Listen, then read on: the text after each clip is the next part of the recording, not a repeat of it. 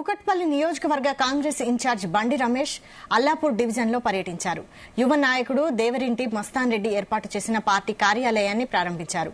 అనంతరం division president Moinuddin అధ్యక్షతన జరిగిన సభలో వందలాది మంది ఇతర పార్టీల కార్యకర్తలు మస్తాన్ రెడ్డికి మద్దతుగా కాంగ్రెస్ పార్టీలో చేరారు. సీఎం రేవంత్ పాలన చూసి ఇతర పార్టీల నేతలు కాంగ్రెస్ లోకి వస్తున్నారని ఈ సందర్భంగా బండి రమేష్ అన్నారు. మల్కాజ్గిరిలో కాంగ్రెస్ జెండా ఎగరడం ఖాయమన్నారు.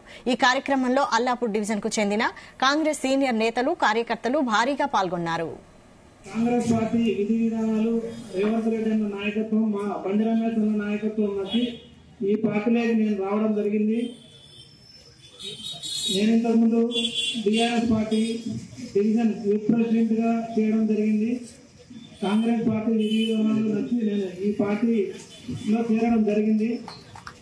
నా ముఖ్య ఉద్దేశము ఈరోజు మా కాలనీలో రోడ్లు డ్రైనేజ్ సమస్యలు చాలా ఉన్నాయన్న.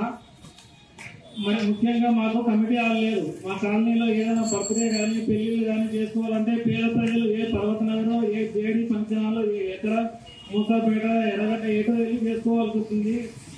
పేద ప్రజలు ఉన్నారన్న. అది యాక్చువల్ గా మా సొసైటీ ల్యాండ్. అది సొసైటీ ల్యాండ్ జిహెచ్ఎంసీ వాళ్ళు కట్టుకొని ఇప్పుడు ఉంటున్నారు. మీరు జిహెచ్ఎంసీ అధికారులతో మాట్లాడి మా కాలనీ ప్రాపర్టీ మాకు వచ్చేటట్టుగా చేయాలి. మీ నాయకత్వం నచ్చి ఈరోజు పార్టీ చేరికలు కూడా మేము ప్లాన్ చేస్తున్నామన్నా. మీరు మాట్లాడిన తర్వాత